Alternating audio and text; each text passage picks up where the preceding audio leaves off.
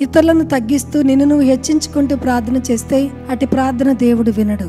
దేవుని ఎదుటికి వెళ్ళినప్పుడు ఫస్ట్ నీ పాపాలు ఒప్పుకోవాలి, తర్వాత ఆయన సన్నిధిలో తీర్మానించాలి, మూడవది సమర్పించుకోవాలి, నాలుగవది ఇతరుల కొరకు ప్రార్థన చేయాలి, ఐదవది నీ అవసరతల కొరకు ప్రార్థన చేయాలి. అది ప్రార్థన పద్ధతి. ఎంతసేపు మోకరించిన వెంటనే నేను పాపిని ప్రభువా అని ముందు నీ పాపాలు ఒప్పుకొని ప్రార్థన చేయి. దేవుడు సుంకరిని నీతిమంతునిగా తీర్చాడంట. తను తాను తగ్గించుకొని తన పాపాలను ఒప్పుకుంటూ దీన మనసుతో ప్రార్థన చేశాడు గనుక. మీకా గ్రంథం 6:8 మనుష్యుడా, ఏది ఉత్తమమో నీకు తెలియచేయబడి ఉన్నది. న్యాయముగా నడుచుకొనుటయు, కనికరమును ప్రేమించుటయు, దీన మనసు కలిగి ప్రవర్తించుటయు, ఇదే కదా దేవుడు నిన్ను కోరుచున్నాడు. హల్లెలూయా. దేవుడు ఏం కోరుతున్నాడు మన నుండి?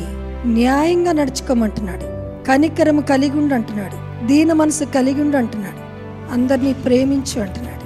ఇది దేవుడు నీ నుండి కోరేది. గొప్పవారుగా ఉండగోరువారు పరిచారకులుగా ఉండవలెను.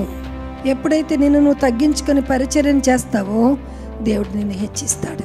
హల్లెలూయా. యేసయ్యుడు ఏం చేశాడు? తన మహిమను విడిచిపెట్టి మానవునిగా జన్మించి దాసుని రూపమును ధరించుకొని తను తాను రిక్తునిగా చేసుకున్నాడు గనుక పరలోకమందు, పాతాళమందు, భూమి యందు ఈ నామమునకు మించిన నామము లేకుండా దేవుడు తన కుమారుని హెచ్చించాడు.